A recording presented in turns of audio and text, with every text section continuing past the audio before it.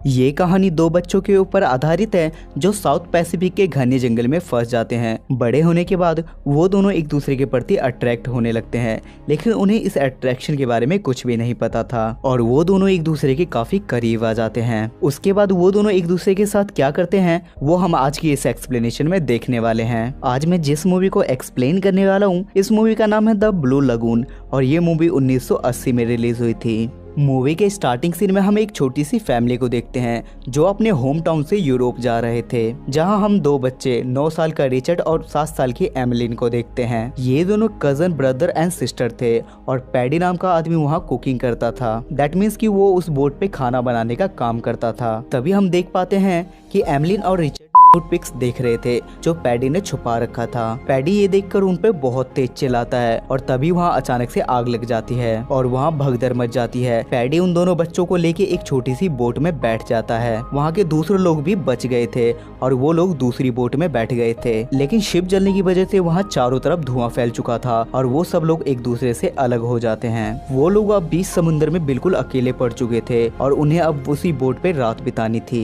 अगले दिन जब उन बच्चों की आँख खुलती है तो उनके सामने एक ब्यूटीफुल सा आइलैंड होता है। वो जल्दी से पैडी को जगाते हैं। उसे देखकर वो लोग काफी खुश हो जाते हैं क्योंकि उनके पास खाने पीने का भी कोई सामान नहीं था। पैडी जल्दी से अपनी बोट को आइलैंड की तरफ मोड़ लेता है और वो लोग आइलैंड पर पहुंच जाते हैं। वहाँ उन्हें अपनी जरूरत का सारा सामान मिल जाता है जिसके बदौलत वो लोग जिंदा रह सकें। वहाँ पीने का पानी और खाने की कोई कमी नहीं थी। वहाँ एमिलिन को एक रम का ड्रम मिलता है और तभी वहाँ रिचर्ड एक इंसानी खोपड़ी ले आता है, जिसे देखकर पैडी को वहाँ कुछ ठीक नहीं लगता और वो लोग वहाँ से थोड़ा आगे चले जाते हैं। उसके बाद पैडी रिचर्ड को वहाँ सरवाइव करना सिखाता है कि एक इंसान जंगल में अपनी जरूरत कैसे पूरी कर सकता है। एक रात जब बच्चे सो रहे थे तब पैडी को कुछ आवाजें सुनाई देती है और वो आवाजें आइलैंड के उस साइड से आ रही थी। पैडी उस समय उस बात को इग्नोर करता है, लेकिन सुबह होते ही वो वहाँ चेक करने के लिए जाता है, जहाँ उसे मांस का टुकड़ा और खून दिखाई देता है, जिसे देखकर पैडी काफी डर जाता है और डर के मारे वहाँ से भाग जाता है और वो बच्चों को वहाँ जाने से साफ मना कर देता है। उसके बाद पैडी रात को बच्चों के साथ खूब मस्ती करता है क्योंकि उसने काफी ड्रिंक ले रखी थी।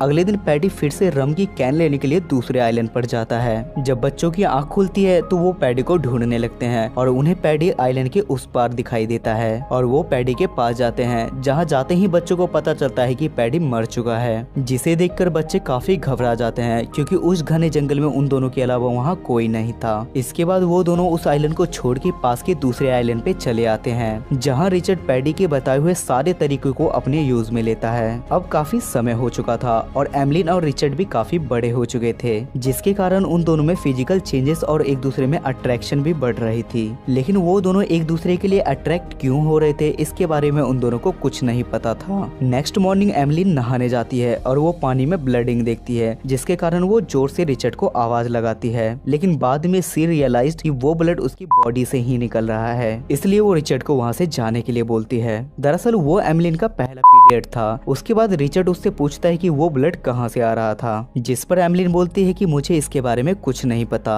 जिसके कारण रिचर्ड को लगता है कि एमिलिन अब उससे बातें छुपाने लगी है, इसलिए वो उससे गुस्सा होकर वहाँ से चला जाता है। इधर एमिलिन की फीलिंग भी रिचर्ड के लिए बढ़ती जा रही थी, लेकिन वो इस फीलिंग को किसी भी शब्द के माध्यम से बता नहीं पा रही थी। रिचर्ड की अब एक आदत बन चुकी थी। एमिलिन जब भी नहाने जाती थी तो रिचर्ड उसे छुप छुप के देखा करता था और रात को वो दोनों डिनर करके खूब मस्ती करते हैं। कुछ दिन बाद एमिलिन को कुछ ड्रम बजने की आवाजें सुनाई देती है और वो ड्रम बजने की आवाज वहाँ से आ रही थी जहाँ पैडी के साथ ये लोग पहली बार आए थे। उसके बाद एमिलिन जंगल के अंदर जाती है और उसे वहाँ एक मूर्ति दिखाई देती है और उसे वहाँ खून दिखाई देता है, जिसे देखकर डर के वो वहाँ से भाग जाती है। एमिलिन ये सारी बातें रिचर्ड को जाके बताती है। रिचर्ड इस बात पे उस पे बहुत ज्यादा गुस्सा होता है और वो उसे अकेले घूमने के लिए मना करता है। उसी रात एमिलिन को एक डरावना सपना आता है और वो देखती है कि रिचर्ड डूब रहा है और उसकी मौत हो गई है। तभी अचानक उसकी आंखें खुलती है और रिचर्ड को सामने देख के उसके प्यार का ज्वालामुखी फट जाता है। वो रिचर्ड से बोलती है कि तुम मेरे से प्रॉमिस करो कि तुम मुझे छोड़ के कहीं नहीं जाओगे। रिचर्ड प्रॉमिस करता है और एमिलिन को किस करता है, लेकिन रिचर्ड अपनी फीलिंग्स को कंट्रोल नहीं कर पाता और वो उसके साथ सोना चाहता था, लेकिन एमिलिन उसे रोक देती है और वो दोनों अलग अलग सो जाते हैं। लेकिन अब रिचर्ड का स्पाइडरमैन जाग चुका था, इसलिए वो आधी रात को एमिलिन के पास जाता है। तभी एमिलिन की आंखें खुलती है और रिचर्ड को वो वहाँ से भगा देती है। यहाँ रिचर्ड को खुद भी नहीं पता था कि आखिर क्यों वो एमलिन की तरफ अट्रैक्ट हो रहा था और ना एमलिन को उसकी फीलिंग्स समझ में आ रही थी। नेक्स्ट मॉर्निंग रिचर्ड बाहर जा रहा था। एमलिन उससे पूछती है कि तुम कहाँ जा रहे हो, जिस पर रिचर्ड कोई जवाब नहीं देता और भला दे भी क्यों। लेकिन एमलिन भी रिचर्ड के पीछे जाती है। नदी के किनारे रिचर्ड कुछ हिला रहा था और एमलिन उससे पूछती है कि तुम क्या कर रहे हो, जिस पर वो एमलिन पे काफी गुस्सा होता है और वहाँ से जाने के लिए बोलता है और वो बेचारी अपना मुंह बना के वहाँ से चली जाती है। एक दिन रिचर्ड नदी में एक शिप को देखता है, जिसे देख के वो घर पे भागते हुए आता है क्योंकि उन्होंने संकेत देने के लिए लकड़ियों का ढेर इकट्ठा कर रखा था। जैसे उन्हें कोई इंसान दिखे तो वो लकड़ियों के ढेर को जला के उन्हें संकेत दे सकते थे। उस शिप को एमलिन ने भी देखा था, लेकिन वो लकड़ियां नहीं जलाती, जिस पे रिचर्ड उस पे गुस्सा हो जाता है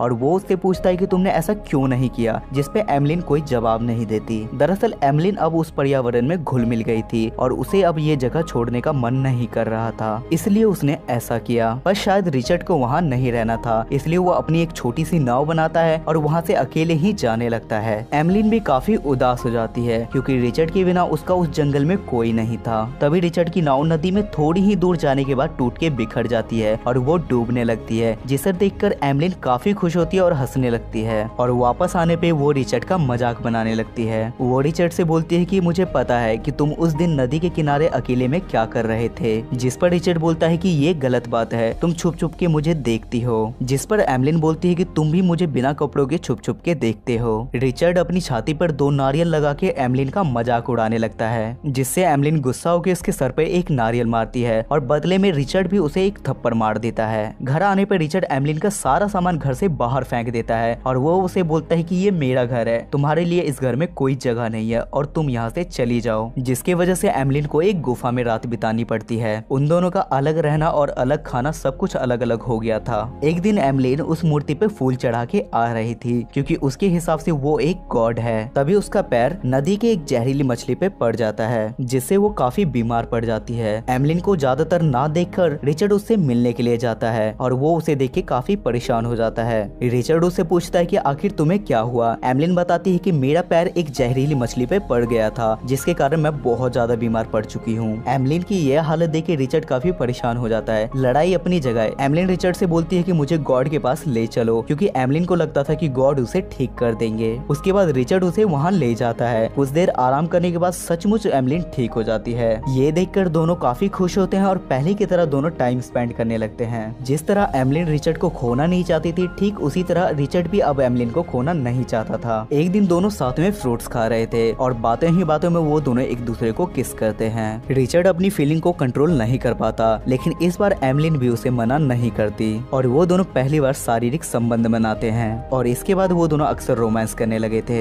एक दिन एमलिन काफी अपसेट थी, जिससे रिचर्ड पूछता है कि तुम्हें क्या हुआ, लेकिन एमलिन उससे कुछ नहीं बताती। रिचर्ड बोलता है कि शायद तुम मुझसे अब प्यार नहीं करती, भरोसा नहीं करती और तुम मेरे से बातें छुपाने लगी हो। एमलिन बोलती है कि ऐसा कुछ नहीं है, दरअसल मुझे लगता है कि मेरे पेट में कुछ है। रिचर्ड एमलिन के पेट पर हाथ रखता है और उसे भी कुछ हलचल महसूस होती है। रिचर्ड को भी इन चीजों के बारे में बिल्कुल नहीं पता था। धीरे धीरे एमलिन का पेट और भी ज्यादा बड़ा हो गया था। एक दिन रिचर्ड को फिर से कुछ आवाजें सुनाई देती है और वो उसके पीछे जाता है, जहाँ उसे पता चलता है कि इस आइलैंड पे कुछ और भी इंसानी जीव हैं, लेकिन थोड़े अलग। वो लोग एक आदिवासी थे और वो लोग अपने ही आदमी की बलि चढ़ा देते हैं। ये देखकर रिचर्ड वहाँ से डर के मारे भाग जाता है। वापस आने पे वो देखता है कि एमलिन भी दर्द से छटपटा रही थी, क्योंकि उसका 9वां महीना भी कंप्लीट हो गया था और फाइनली वो एक छोटे से बच्चे को जन्म देती है। उस नए मेहमान को देख के ये दोनों काफी खुश हो जाते हैं। वो बच्चा काफी रो रहा था, जिसके कारण इन्हें लगता है कि उस बच्चे को भूख लगी है। ये लोग उसे फल खिलाते हैं, लेकिन वो छोटा बच्चा फल नहीं खा सकता था। तब एमलिन उस बच्चे को अपनी गोद में उठा लेती है और वो बच्चा एमलिन का दूध पीने लगता है। इसके बाद रिचर्ड एमलिन को आइलैंड की दूसरी तरफ जाने के लिए सख्त मना करता है। दोनों अपने बच्चे के साथ काफी खुश थे। एक दिन एमलिन अपने बच्चे को तैरना सिखा रही थी